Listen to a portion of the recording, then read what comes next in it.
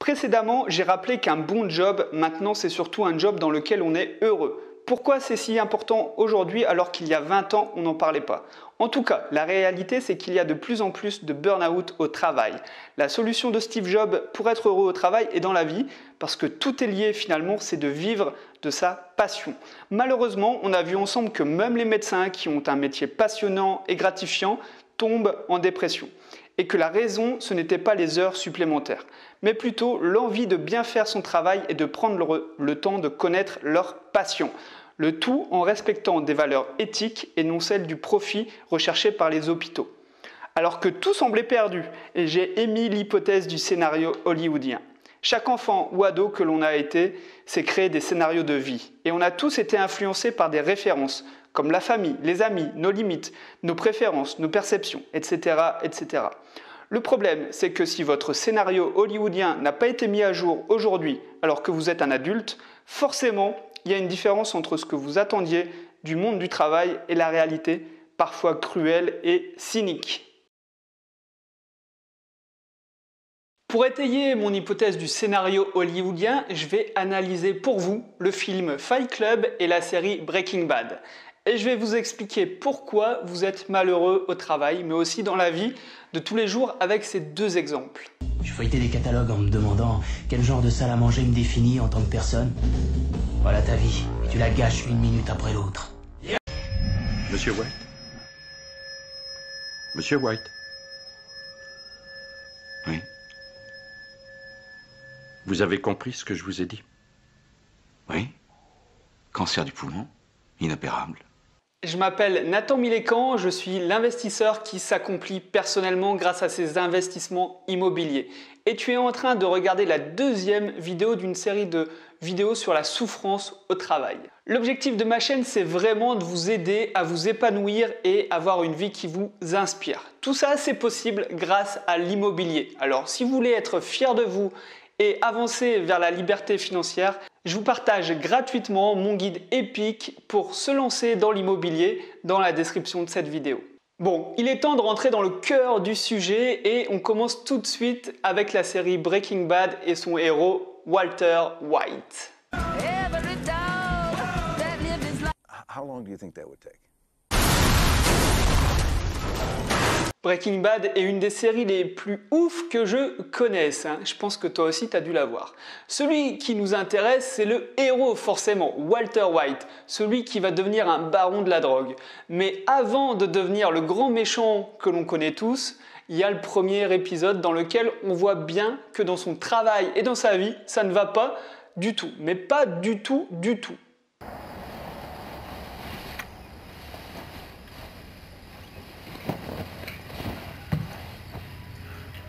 Levé à 5h02. On se demande pourquoi 5h déjà. Est-ce que c'est voulu ou plutôt contraint?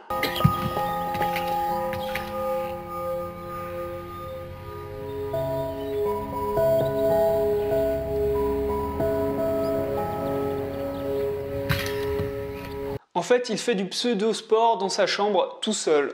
Mais le plus important, c'est qu'on découvre qu'il a été en 1985 un contributeur d'une recherche qui a décerné un prix Nobel de physique. On imagine qu'un mec brillant comme Walter White, qui a réussi à être reconnu par ses pairs, a ensuite enchaîné les succès et les réussites professionnelles. Pour recontextualiser à la sortie de la série, on est en 2008, soit plus de 20 ans après sa récompense accrochée au mur. Il y a déjà un décalage entre ce qu'on imagine d'une personne qui contribue à un prix Nobel et Walter White seul dans sa chambre à 5h du matin en train de simuler une pseudo-marche. Comment est-ce qu'il a fait pour en arriver là? Bon anniversaire. C'est quoi?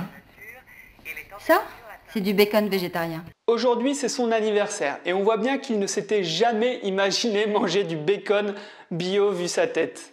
À quelle heure tu penses rentrer? Même heure? Je veux pas qu'ils te retiennent encore ce soir. T'es payé jusqu'à 5h, tu travailles jusqu'à 5h, pas plus tard. On a une première référence à son travail. On verra qu'en fait, sa femme parle de son deuxième boulot. Et apparemment, les heures supplémentaires non payées sont une habitude et ça provoque des tensions dans le couple. La chimie, c'est l'étude de quoi? Quelqu'un graines. Des trucs chimiques? Des trucs chimiques. Non. En fait, le vrai boulot de Walter White est professeur de chimie. Et le moins qu'on puisse dire, c'est qu'en face de lui, il a des étudiants pas vraiment concernés. C'est la continuité, le cycle. C'est la solution et la dissolution, encore et encore. C'est la croissance, la désintégration et la transformation. C'est fascinant, je vous assure. Walter est passionné par la chimie, ça se voit et c'est ce qu'il fait de mieux dans la vie. Mais malgré ses efforts pour rendre ça intéressant, tout le monde s'en fout. Steve Jobs disait qu'il suffisait de travailler dans un domaine qui nous passionne, mais on a encore une fois un exemple qui montre que ce n'est pas aussi simple que ça. Bref, Walter est complètement ignoré par ses élèves et c'est même pas le pire parce que si au moins un élève n'était pas d'accord avec lui, il pourrait argumenter sur leur vision des choses. Là, c'est l'ignorance la plus totale. Chad, vous ne voulez pas vous asseoir à votre table? Allons-y. Liaison ionique ou liaison?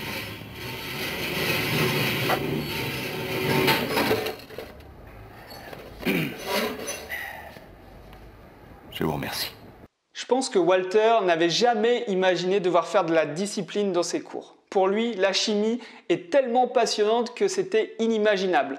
On constate déjà des différences entre le scénario qu'il s'était imaginé et la réalité, qui fait très mal. Hé, monsieur White! Astiquer, faut que ça brille! Non mais j'hallucine! Tu ne devineras jamais qu'il est en train de laver la voiture de Chad. Monsieur White! Oui, le prof de chimie! Le second boulot de Walter est un travail dans une station-service. Et c'est justement la très belle voiture de son élève qu'il est en train d'astiquer. J'imagine bien la colère, la honte d'un enseignant surdiplômé et brillant, obligé d'avoir un deuxième boulot pour faire vivre sa famille et qui en plus doit nettoyer la voiture d'un de ses élèves. Surtout pas le plus malin. En tout cas, je suis certain que Walter n'aurait jamais imaginé un jour vivre une situation similaire. De quoi remettre en question ses certitudes sur le travail et le mérite, à mon avis. Papa, t'as vu ça? Ouais. Allez, prends-le, vas-y. Bah ouais, vas-y, prends-le, Walt. Oh ouais. Bah c'est lourd. C'est pour les vrais hommes. Allez, t'inquiète, il va pas te mordre. On dirait qu'il Richards un verre de lait à la menthe. Le jour de son anniversaire, ses amis et sa famille se moquent de lui. Ça, c'est pour les vrais hommes. Personne ne veut être rabaissé par ses amis. Chaque homme a dans son film de vie l'objectif d'être un chef de famille, un homme fort ou au moins respecté. Mais pour Walter, c'est pas vraiment ça.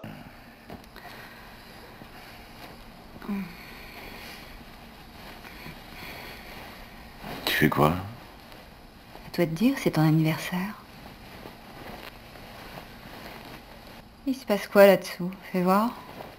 Non, Il dort ou quoi? non, c'est pas ça, c'est que...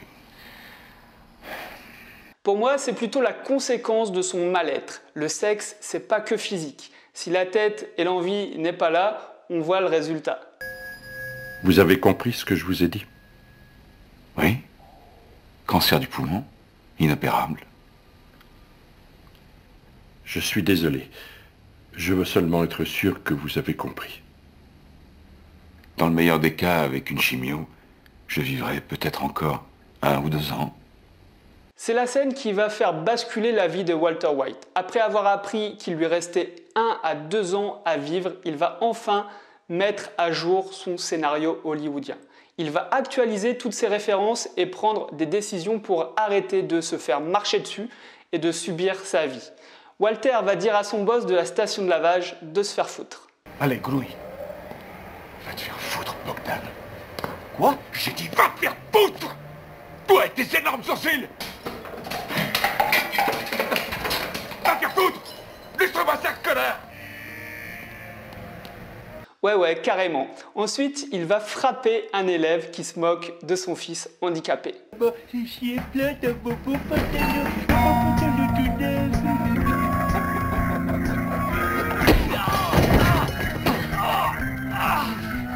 Qu'est-ce que vous faites? Qu'est-ce qui va pas, Caïd? T'as des soucis pour marcher? Dégagez, mais putain, dégagez! Et c'est à partir de ce moment-là que la série commence véritablement, quand il commence à préparer de la drogue avec un de ses anciens élèves, mais ça, c'est une autre histoire. Maintenant, si on résume la vie de Walter après ce premier épisode, il y a une chose évidente, c'est qu'il est malheureux au quotidien. Tout le long de ses journées, c'est un véritable enfer. C'est ça le constat. Mais pourquoi? Pourquoi il est aussi malheureux? Parce qu'il n'aurait jamais imaginé être dans cette situation il y a 20 ans, lorsqu'il a participé à une recherche récompensée par un prix Nobel de physique. Parce qu'il n'imaginait pas manger du bacon bio au matin de son 50e anniversaire. Parce qu'il enseigne à des jeunes étudiants qui se fichent complètement de la physique-chimie, ce qui est inconcevable pour Walter, qui pour lui est sa passion. Parce qu'il est aussi obligé d'avoir un deuxième boulot, dur et humiliant, pour subvenir aux besoins de sa famille. Parce que même au sein de sa famille et de ses amis, on se moque de lui, parce qu'il ne ressemble pas à un homme fort et respectable. Parce qu'il n'arrive même plus à trouver du plaisir à faire l'amour avec sa femme. Pour résumer, il y a une énorme différence entre le film de sa vie, dont il a rêvé en étant jeune, et la réalité 20 ou 30 ans plus tard. Si vous regardez cette vidéo, c'est que vous avez des points communs avec la vie de Walter White. Que ce soit au niveau professionnel, social, relationnel, amoureux, mais aussi au niveau du sens et de l'intérêt de votre vie. Vous pouvez ressentir ce gouffre qui se crée petit à petit entre votre film de vie et la réalité dans laquelle vous vivez. Alors n'attendez pas l'électrochoc pour changer de vie.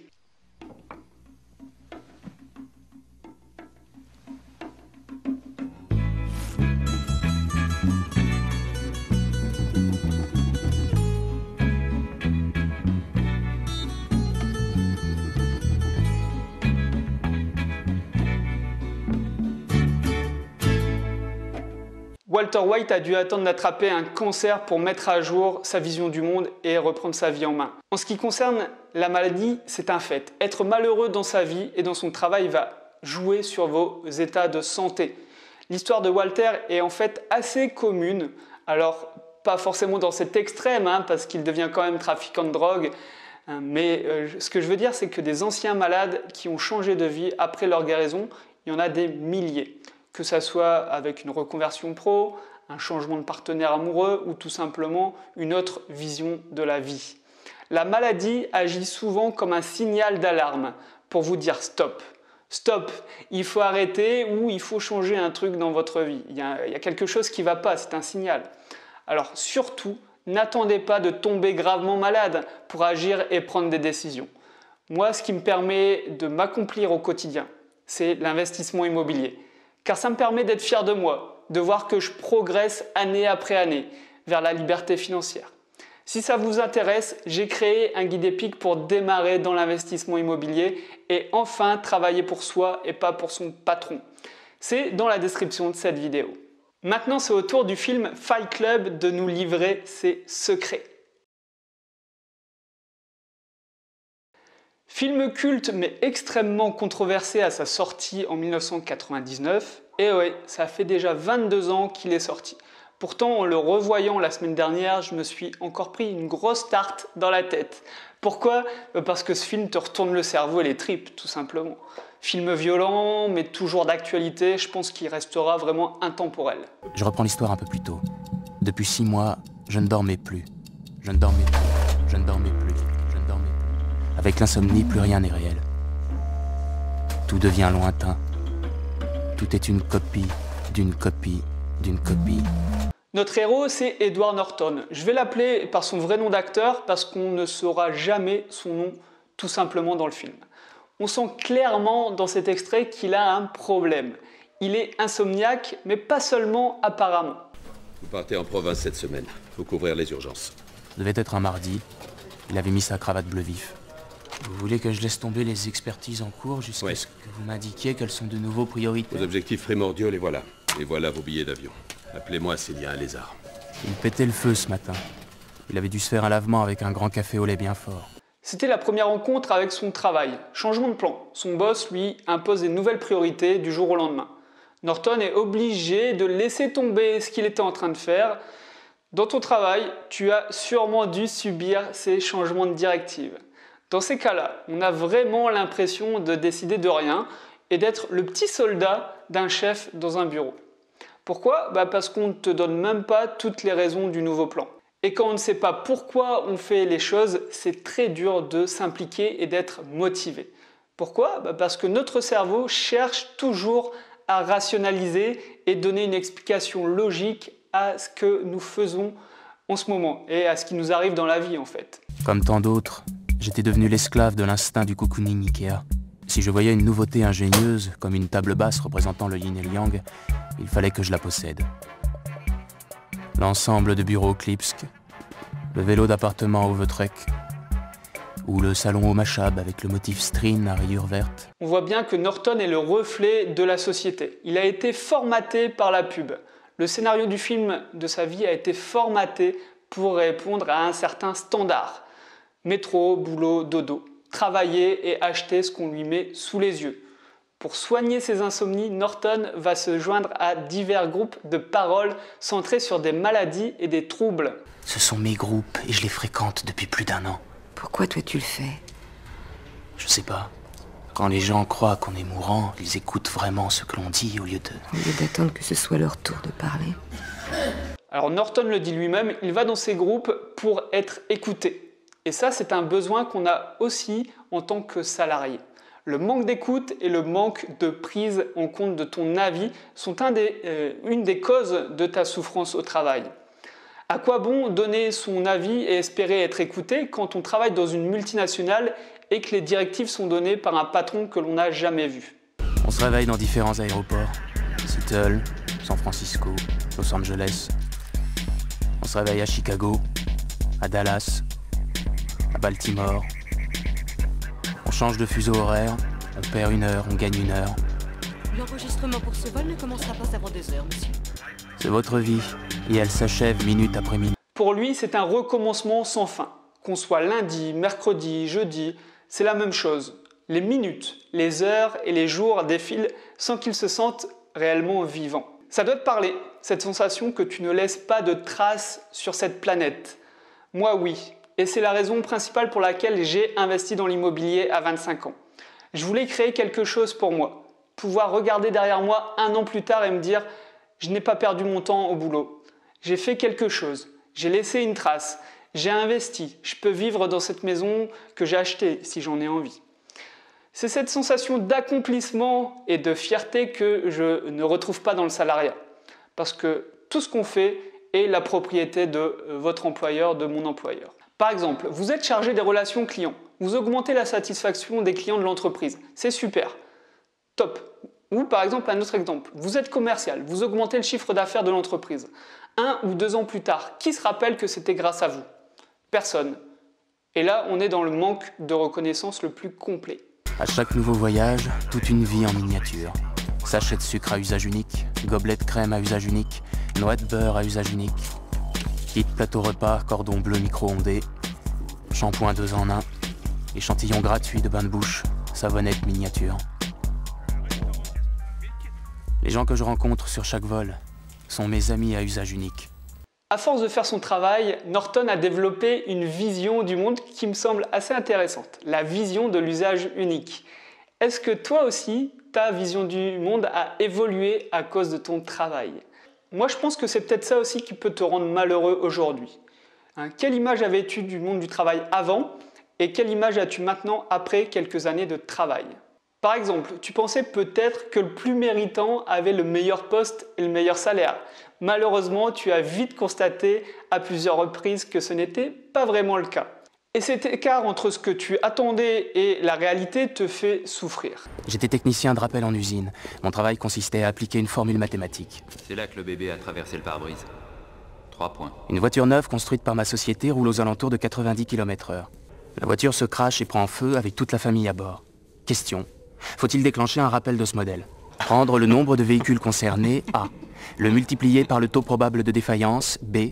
Puis multiplier le résultat par la moyenne des sommes qu'on a été condamné à verser, C. A multiplié par B multiplié par C égale X. Si cet X est inférieur au coût d'un rappel, on ne fait rien. Quand on fait un boulot qui n'est pas en valeur avec nos valeurs sacrées, notre estime de soi diminue jusqu'à tomber à 0. Notre héros est en train d'expliquer que son entreprise fait un choix entre des vies humaines et le coût d'un rappel de voiture quand même. C'est certain que Norton préférerait sauver des vies et rappeler les voitures dès le premier accident.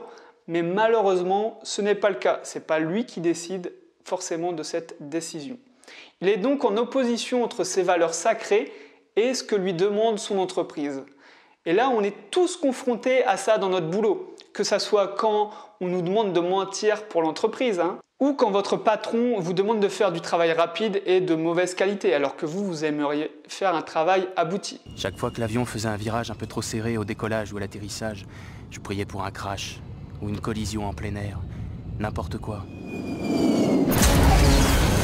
Norton est tellement déprimé qu'il touche le fond et qu'il espère carrément mourir dans un crash d'avion. La suite du film, c'est la rencontre du personnage de Tyler Durden, alias Brad Pitt.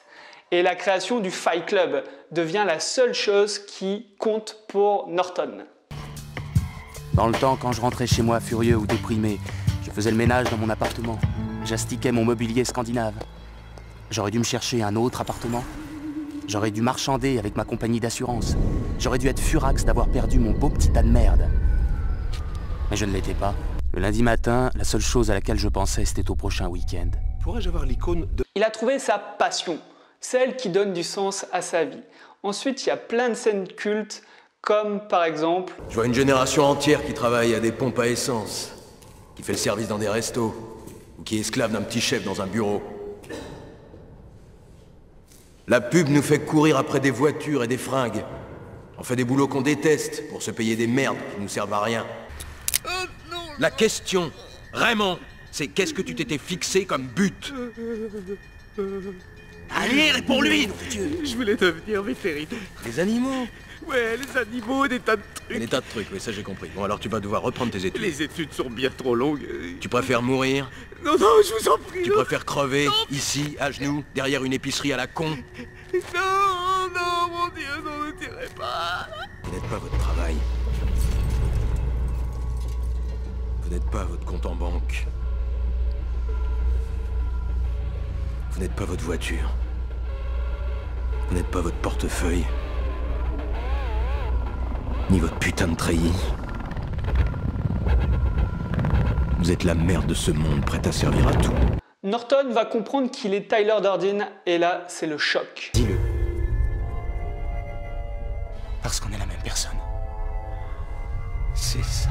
Nous sommes la merde de ce monde, prête à servir à rien, cette histoire. Tu cherchais un moyen de changer ta vie. Tu ne pouvais pas y arriver tout seul. Tout ce que tu souhaitais pouvoir accomplir, c'était moi. J'ai la tête que tu voudrais avoir, je baise comme tu voudrais baiser, je suis intelligent, je suis adroit, et par-dessus tout, je suis libre sur tous les plans où tu l'es pas. Depuis le début que je vous parle du scénario ou du plan de vie qu'on se crée tous quand on est enfant, dans Fight Club, c'est la même chose, exactement. Et Edward Norton vit le scénario d'un homme brisé par la société de consommation et qui n'a pas sa place dans la société. Et Brad Pitt joue le scénario de la vie rêvée de Norton. C'est un truc de schizophrène, je sais, mais quand les deux scénarios de vie sont si éloignés, on pète un plomb comme Edward Norton dans Fight Club. On peut aussi résumer ce film par plusieurs exemples de souffrances au travail que vous devez rencontrer aujourd'hui. Premièrement, le changement de tes objectifs à court terme et être obligé de travailler dans l'urgence, sans pouvoir traiter des problèmes de fond qui permettraient pourtant une meilleure qualité et une meilleure efficacité tout au long de ton travail, de ta journée de travail. Deuxièmement, le changement de ta vision du monde qui a évolué suite à des éléments extérieurs comme la publicité ou ton travail. C'est par exemple se rendre compte que le salaire ne signifie pas forcément compétence, comme le prouve ton collègue très bien payé qui ne sait pourtant pas faire grand-chose avec son ordinateur. Troisièmement, lorsque ton avis n'est pas pris en compte et que tu n'es qu'un pion qui exécute les ordres. Or, nous sommes tous des humains et nous avons besoin de nous sentir écoutés et utiles. Et quatrièmement, je dirais que quand on travaille, t'oblige à bafouer tes valeurs sacrées comme l'honnêteté, le travail bien fait et le respect des autres. En plus de ne pas prendre de plaisir dans ce que tu fais, tu dégrades ta vision et ton estime de toi-même. Alors surtout, il ne faut pas culpabiliser sur ta situation. Il n'y a pas de bon ou mauvais salarié ou de bon ou mauvais patron. C'est une question, je pense, de bonne personne au bon moment et au bon endroit. Par contre, la clé pour arrêter de souffrir au travail, ça va être de mettre à jour ton plan de vie et tout faire pour travailler en accord avec tes valeurs sacrées. C'est justement la suite de ma série de vidéos sur la souffrance au travail, dans laquelle je vais t'aider à trouver des solutions pour passer à l'action et être plus heureux au travail. Tout ça de manière très concrète et pratique. C'est simple, imagine-toi te réveiller avec le sourire tous les matins en sachant pourquoi tu te lèves et être fier de ce que tu fais et ce que tu accomplis au quotidien. Honnêtement, tu n'as rien à perdre. Le pire qui puisse t'arriver, c'est d'être heureux. Malheureusement, je ne peux pas faire les choses pour toi, je ne peux pas faire les choses à ta place, mais je ne vais pas te laisser tout seul, t'inquiète pas. Déjà, tu peux consulter mon guide épique sur l'investissement immobilier. Je te rappelle que c'est ce qui me permet, moi, l'investissement immobilier, de me sentir bien dans ma peau et de m'accomplir personnellement, tout simplement. J'aimerais aussi que tu me laisses un petit commentaire pour me dire si mes exemples de Breaking Bad et du Fight Club t'ont semblé convaincants. En tout cas, nous, on se retrouve tout de suite dans l'épisode 3 de ta série sur la souffrance au travail, dans lequel je vais te donner la philosophie et des clés que j'utilise personnellement pour être heureux au travail. Je te dis à tout de suite.